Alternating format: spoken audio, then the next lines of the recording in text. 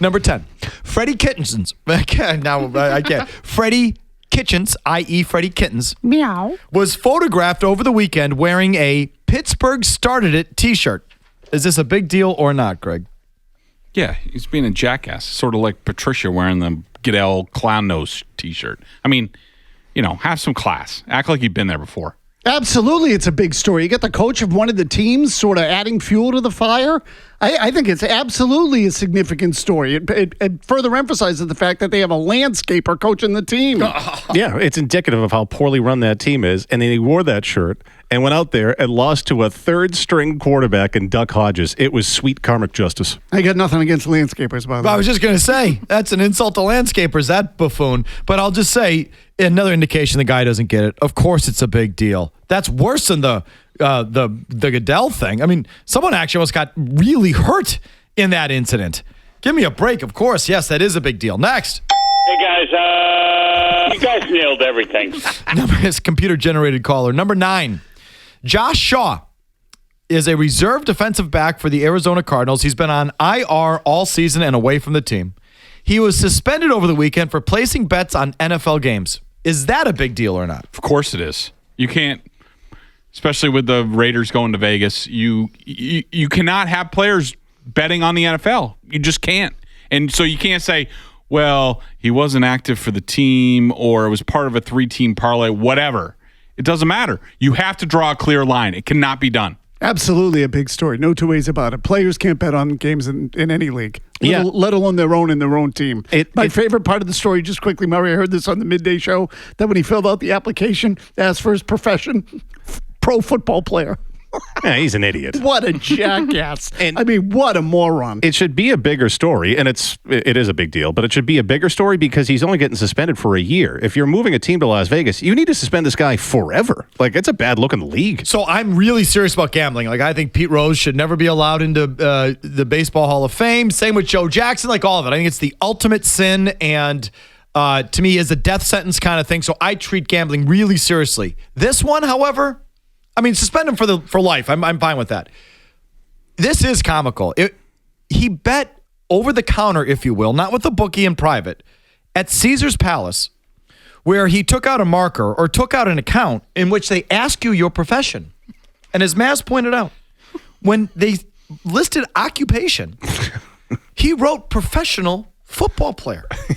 Even though it's banned in his league and the casino doesn't allow you to, when they found out, they wouldn't take his bets anymore. Yeah, he's an honest guy. So he put down, and it was a 3-team parlay, second half lines. And the Cardinals were up one of the bets, though, one of the ones that they caught him. But the dude put down professional football player in the occupation line. Tony Masserati, 98.5 talk show host. It's a little comical as much as anything. All right, next. Bad phone, grab ass. Bad phone, grab ass. Bad phone, let's grab ass. Number 8. I'd like your quarterback power rankings, please. Give me your top 5 right now. Wilson, Mahomes, Jackson, Breeze, Rodgers. No Brady. Maz. Wilson, Jackson, Mahomes, Rodgers, and then I have Breeze, Brady tied. To me, they're... So you have Brady still in the top 5? Tied with Breeze. Tied 5? Yeah. Wow. Because I think if Brady was in New Orleans, the Saints would be 10-2. Yeah, Russell Wilson, Lamar Jackson, Patrick Mahomes, Deshaun Watson, Aaron Rodgers. No Brady. Nope. Where's Brady? I know Where's you did Brady? it. Then I would go Breeze. Then I would go Prescott. Then I would go Tom Brady. So you're going to get expelled from the Brady Media Cartel meetings. I've already been kicked out by Gasper anyway. Yeah. Next. No. I said no every time. No. It's always no. The question was, should we have Terry Bradshaw for a phone interview? And I said yes. Number 7. Work with me now on a fantasy situation. Let's say Brady does retire. It's really not that much of a fantasy. Let's say Brady retires after this year. Let's say that Belichick does not want to go with Jared Stidham or a rookie that he just takes. He would like, preferably, a veteran quarterback currently in the league who could shake free next year, either in free agency or a trade. Give me a guy. Try and be realistic. We're not trading for Pat Mahomes, okay? Try and be realistic. Give me a veteran currently in the league who you think would be a good fit for the Patriots that they could get. I don't like any of them. The guys are either free agents or Cam Newton will be available via trade with a new GM, new coach. But so I got to come down on Mariota just because he's younger, he's smart, had 5 different offensive coordinators. I think he has a chance to develop if he gets some consistency, but I'm not 100% on that either. I hate Mariota. Just saying. Well, that's kind of aggressive. So look, I went with. I did focus on free agents. Those are the name I want to add to the list: Stafford, Breeze, Bridgewater, Kyle Allen is the guy I would add. Kyle Allen's a free agent in Carolina? Well, no, but if Carolina elects to keep Breeze, would they be any impetus to move Allen? If Carolina keeps Breeze? I'm sorry. What? Newton. If they keep Newton, would there be any impetus for them to move Kyle Allen? If you made them some good draft pick offer, would So they give me move him? one guy. Stafford.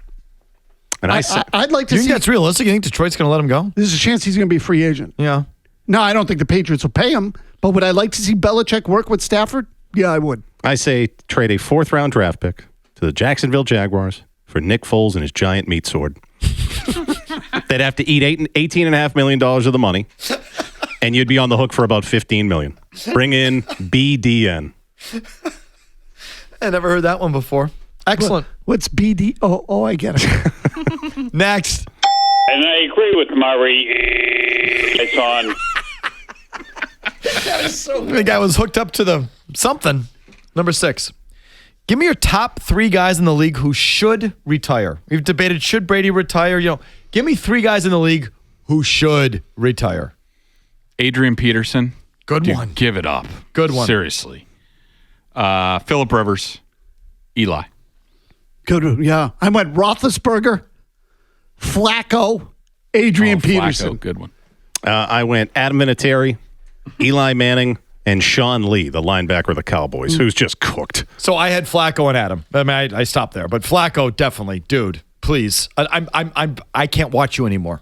But please get off my television. Next. Hee-haw. Hee-haw over a bad phone. Tool bag time. Give me the biggest tool bag Kansas City Chief of all time, please. Running back Larry Johnson. Just a total scumbag. Really? Oh, he got arrested for beating women. He also, I didn't realize this, but he sent out a tweet about Todd Haley. I think when he was being coached by Todd Haley, that he said, "My father played for the coach from Remember the Titans. Our coach played golf. My father played for the Redskins briefly. Our coach, nothing." Travis Kelce, Tool.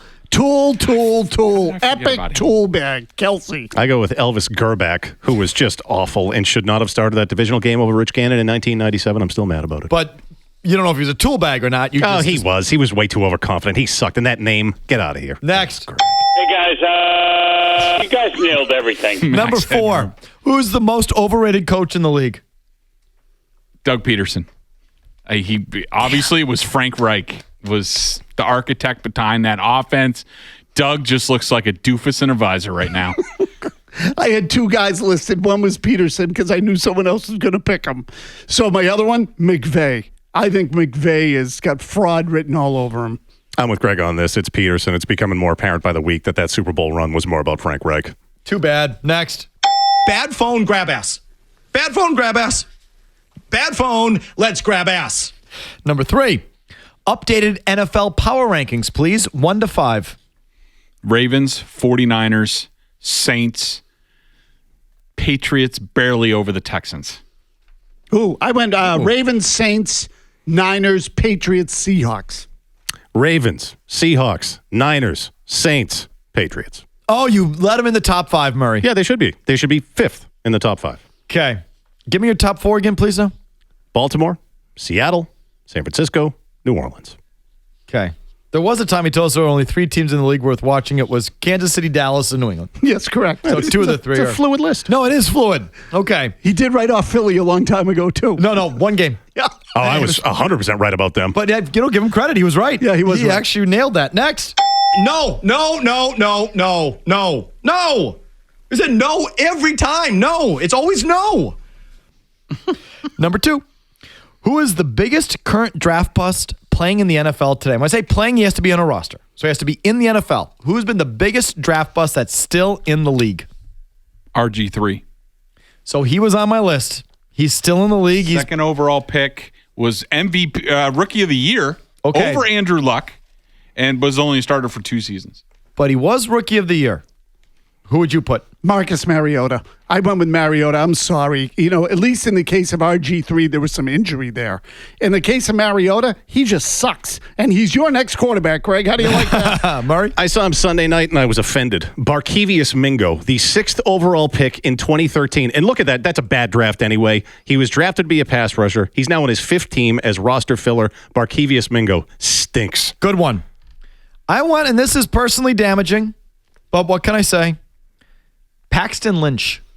Okay? At least RG3 was a Rookie of the Year and won some games. At least Mitch Trubisky was a quarterback on a playoff team. Marcus Mariota quarterbacked his team into the playoffs. Jameis Winston would be on this list. Is a starter in the league, will be a starter in the league. Josh Rosen is, I think, on this list, but too early to tell. Paxton Lynch, he was 26 overall, so it's not like it was way high up in the first round.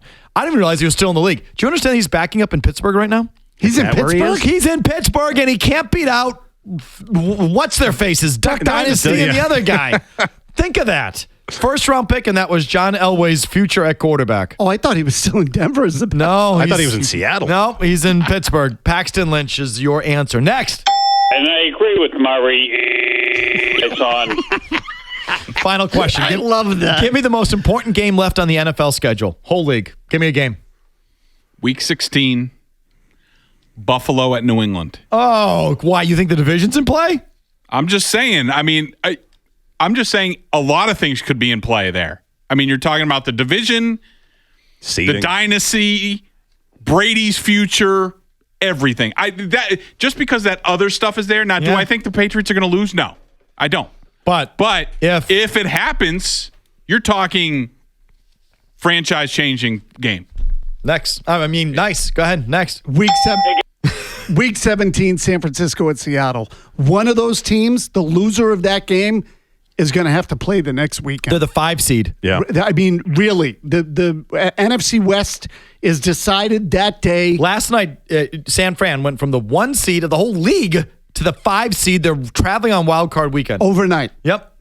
But they have a chance to win it back if they play it out and they beat Seattle in the final weekend. I think they can still be the number 1 seed. Same answer as Maz. And that first game that they played was awesome. It went into overtime. You had missed kicks. It was crazy. That's the game. San Fran's got a couple. San Fran at New Orleans. I think it's this week. It is this week. San Fran, Seattle's huge. There's a Green Bay, Minnesota game in week 16 that's going to determine whether one of those teams could be the 2 or the 6 or the 5. You know what I mean? And I think it's the 2 or the 6. Or the 3 or the 6. So that's a big one. So there's a couple of them. I like Greg's answer, though. Maybe the only thing that I like that he said all day. Maybe all year. Better late than never, big boy. Final word comes your way next.